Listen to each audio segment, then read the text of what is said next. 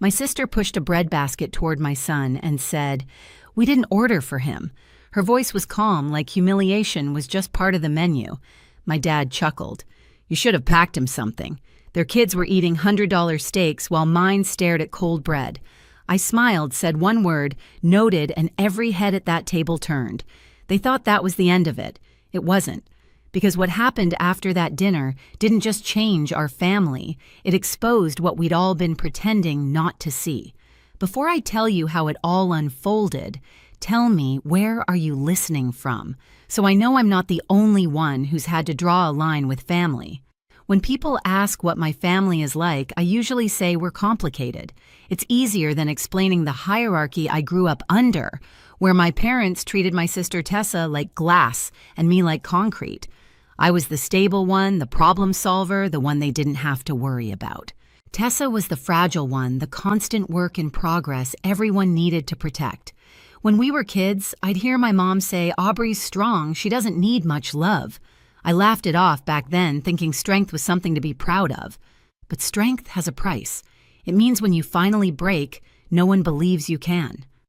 I'm 35 now, a single mom with a 9-year-old son named Ethan. He's quiet, observant, the kind of kid who notices everything but says little. I work as an administrative manager at a charter school in Tempe, Arizona. My days are made of emails, lesson schedules, and PTO meetings, nothing glamorous, but it pays the bills and keeps us safe. My parents live 30 minutes away in Phoenix in the same house I grew up in. The wallpaper hasn't changed since the 90s, and neither have they. My dad still believes discipline is love, and my mom still believes silence keeps peace. I used to visit every Sunday until the emotional math stopped adding up. The small talk, the sideways comments, the subtle digs that left me drained for days. Tessa. She's the golden child who never seems to run out of second chances. She's gone from job to job, boyfriend to boyfriend, always starting over. My parents call her brave for trying new things. When I pay her rent or pick up her kids from school, they call me responsible. It's funny how the same act can mean charity for one and duty for another. So when my parents invited me to their 45th anniversary dinner, I wanted to believe it was a truce. My mom's text said, "Just family, nothing fancy." I offered to book the restaurant, a nice steakhouse in Scottsdale with soft lighting and private rooms. I even found a company to restore their wedding photo from 1978, framed it beautifully. I thought maybe for one night we could all sit at the same table and remember we were on the same side. I didn't realize I was walking straight into a script I'd been cast in since childhood, the one where love had conditions and respect had limits. The night of the dinner, Ethan and I arrived 5 minutes early. He was wearing the little navy blazer I'd ironed that morning, his hair combed just the way he liked it, neat, but not babyish. He gripped my hand as we walked through the heavy glass doors of the steakhouse. I remember the smell of seared meat, the low jazz music, the clink of silverware. It was warm, expensive, almost too polished to feel real. Tessa and her family were already there. Her husband, Doug, had a drink in hand. Their boys were sprawled across the booth, loud and glowing from their tablet screens. Tessa turned, smiled just enough to be polite, and said, "Oh, hey, you made it." She didn't stand up.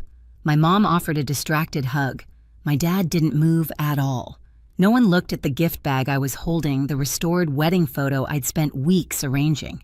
It sat beside me like an afterthought. I helped Ethan unfold his napkin, pointed at the menu, and whispered, "You can get anything you want." He smiled at the chicken tenders. Simple, safe, something a kid could love. I was just about to wave down the waiter when Tessa leaned over, sliding the breadbasket toward Ethan. "We didn't order for your son," she said. "Mom thought he's a picky eater anyway." For a second, I thought I'd misheard her. Then my dad added, casual as ever, "You should have packed him something." It wasn't just what they said, it was how easy it sounded. The tone of people so used to dismissing you that they don't even notice anymore. I looked at my mother. She stared into her glass of water like there was something important floating inside. No one else spoke. Ethan's shoulders slumped. He didn't cry. He just stared at the bread like it might disappear if he touched it. Something in me cracked, but not loud. It was quiet, steady, controlled. I realized sitting there that this table had always been the same Tessa, getting seconds me cleaning the crumbs. I smiled. Just one word left my mouth. Noted. The The sound of it seemed to echo longer than it should have. Tessa looked confused. My dad went back to his steak, but Ethan glanced at me, really looked, and in his small, shy eyes, I saw it. He understood that his mother wasn't going to take it anymore. I didn't say another word. I just waited. Waited for the moment to make good on that promise.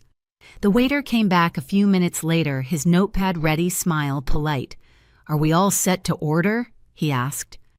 The air at that table felt heavier than the lighting. I could hear Ethan's quiet breathing beside me.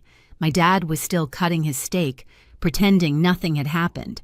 My mom was scrolling through her phone, and Tessa was whispering something to Doug, probably about me. I stood up. The chair scraped against the floor loud enough that every conversation in the private room stopped. Actually, I said calm and steady, cancel any orders that haven't gone to the kitchen yet, and put everything that's already on the way on my father's tab. It's his anniversary after all. You could hear a pin drop. The waiter froze. Tessa's jaw fell open. My dad finally looked up, fork in midair. "And for my son," I continued, "he'll have the ribeye. Medium rare. With truffle fries and a Coke. Make it quick, please." The waiter nodded, eyes wide, and disappeared. Ethan looked at me like he wasn't sure if he should smile. I reached over and broke a breadstick in half, handed it to him. "Eat, honey," I whispered. "We're fine." Doug cleared his throat. "Was that really necessary?" I turned my eyes to him, calm as glass. Yes, it was. No one else spoke. The only sound was the soft clink of silverware from another table through the thin wall. Uncle Frank, my mother's brother, let out one low chuckle from across the room. I hadn't even noticed he and Aunt Laura had joined the dinner late, sitting at the end. Laura's eyes met mine, proud and knowing. She nodded once, like she'd been waiting years to see me do that. Dinner dragged on stiff and silent. Tessa's boys complained their food was taking too long. My dad didn't say another word. My mom tried to smile through the tension, her voice brittle whenever she spoke. When the check arrived, the waiter handed it straight to my father. My dad's face went red, but he didn't argue. As we stood to leave, I reached into the gift bag and pulled out the framed wedding photo I'd restored. It was beautiful sepia tones. Edges smoothed the two of them, smiling like the world was just beginning. I placed it gently on the table. "Happy anniversary," I said softly. Then I took Ethan's hand and walked out. We passed the host stand, the bar, the soft jazz still playing like nothing had happened. Outside, the night air hit cold against my skin. Ethan squeezed my hand. "Mom!" "Yeah." He looked up, small and serious. "You weren't scared." I smiled. "No, baby." I was done. By the time I tucked Ethan into bed that night, my phone was already lighting up calls from Mom, missed FaceTimes from Tessa, one long voicemail from Dad. I didn't listen to any of them. I knew exactly what they'd say. "You embarrassed us. You made a scene. You ruined our dinner." For once, I didn't care. I poured a glass of water, sat on the couch, and let the quiet sink in. The house felt still safe. No one talking over me. No one telling me what I should have done differently. Then my phone buzzed again, a message from Tessa. "You owe Dad for the dinner. $1,200. Pay your share." I stared at it for a long minute, then typed back one word, noted. I didn't hit send. I didn't need to. The next morning, there was a knock on my door. I opened it to see my parents and Tessa standing on the porch. They didn't call first. They never did. Dad was holding an envelope.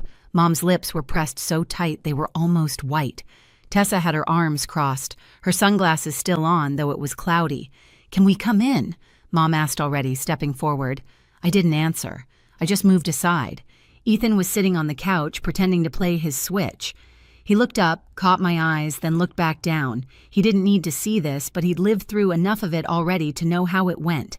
Dad placed the envelope on the kitchen counter with a soft thud. "That's the bill from last night. You agreed to pay half. You didn't."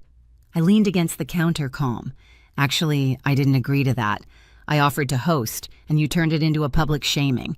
That was your tab." "You embarrassed the entire family," Mom said, her voice shaking. "In public, Aubrey. People were watching." Tessa cut in sharper. "You're delusional. Everyone's talking about it. You looked crazy." I laughed quietly. "Crazy." "You called my son invisible. Maybe that's what crazy looks like to people who can't handle a mirror." Tessa's mouth opened, but Uncle Frank's truck pulled up before she could speak. I'd called him 15 minutes earlier, said, "They're here." He'd simply replied, "We're on our way." When he and Aunt Laura walked in, the room shifted. My mom's face dropped. Dad's eyes narrowed. Frank nodded at me. "You good?" "Perfect," I said. Laura went straight to the counter, looked at the envelope, then back at my parents. "You really came here to collect money from your daughter after what happened?" "This isn't your business," Mom said quickly. Frank crossed his arms. "It is when you keep pretending one child's worth more than the other." Tessa scoffed. "Oh, please, here we go again, poor perfect Aubrey." I turned to her, my voice level. "You know I've covered your rent for almost a year, paid your electric bill, bought your kids Christmas presents. You never said thank you. You just said you'd pay me back soon." Frank slid a stack of papers across the table, photocopies of payments and transfers. I hadn't told him I was saving them, but Laura had suggested I document everything months ago. Tessa went pale.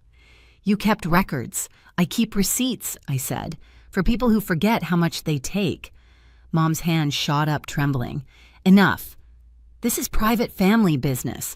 Laura cut in, her tone calm but firm, "Then start acting like a family." No one spoke. Even Ethan looked up from the couch. I reached for the envelope on the counter, opened it. Inside was the restaurant invoice, $1,200, neat handwriting at the bottom, "Pay your share." "Aubrey," I pulled $600 in cash from my wallet, placed it on top. "Here's half. Not out of guilt, out of pettiness. I sleep better knowing you didn't get the whole thing." Dad's face flushed red. "You're being disrespectful." "No," I said. "I'm being done." I slid the remaining papers from the folder toward them. Proof of every payment I'd ever made to Tessa, screenshots of messages, even a note from the school counselor confirming Ethan was doing fine after their so-called concern report. Mom's face drained of color.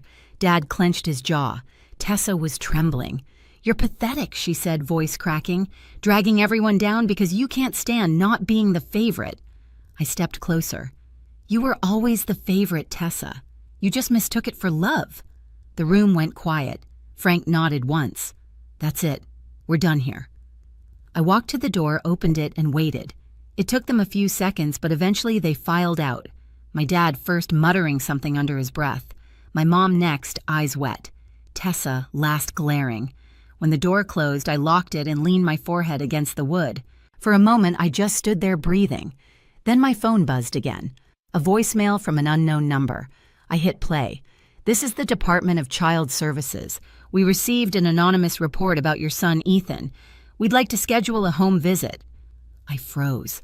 By the time the knock came 2 hours later, I'd already cleaned every surface of the house, double-checked. The fridge straightened Ethan's room.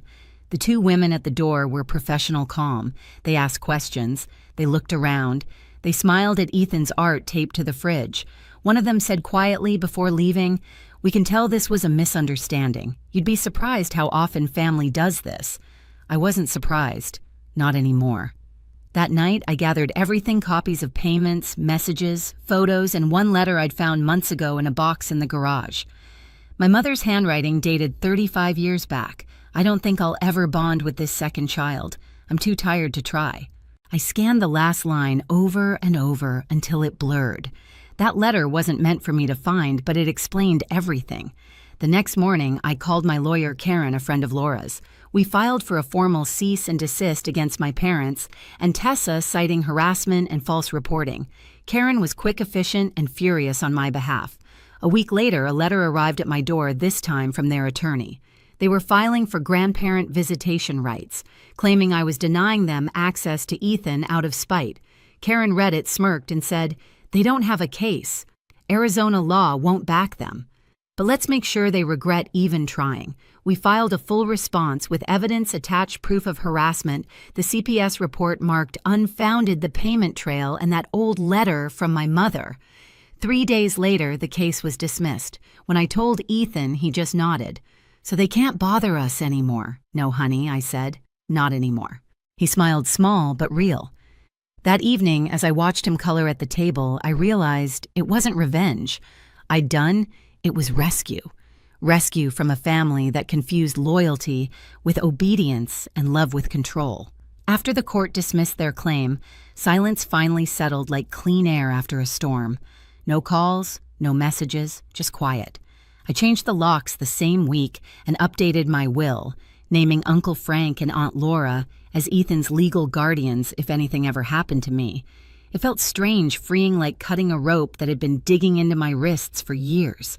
Doug Tessa's husband sent a single text 2 days later, a screenshot of a bank transfer, half the rent I'd covered for them. No apology, no words, just numbers. A few minutes after another message came through, "I'm done with her. Take care of yourself." I stared at it for a while before deleting it. He wasn't worth the space in my phone. None of them were. When I saw my mother at the grocery store a week later, she looked smaller, older. She didn't speak. Just stood by the produce section, pretending to compare prices on apples. I walked right past her. For the first time in my life, I didn't stop to make her comfortable. At home, Ethan was on the porch reading. The sunset painted his face in gold and orange. "You seem different," he said quietly. "I am," I told him. I stopped trying to fix things that weren't broken by me.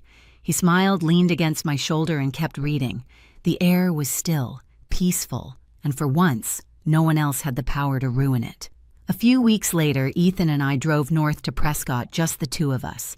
We set up a small camp by the lake-roasted marshmallows and watched the fire crackle against the night. The stars looked endless, untouched by everything we'd left behind. Ethan turned to me, his voice soft. "You seem lighter, Mom." I smiled, watching the flames dance in his eyes. That's what freedom feels like. For the first time in years, I wasn't angry. I wasn't sad. I was just free. If you've ever had to draw a line with family to protect your peace, tell me in the comments, where are you listening from tonight? Because I know we're not alone.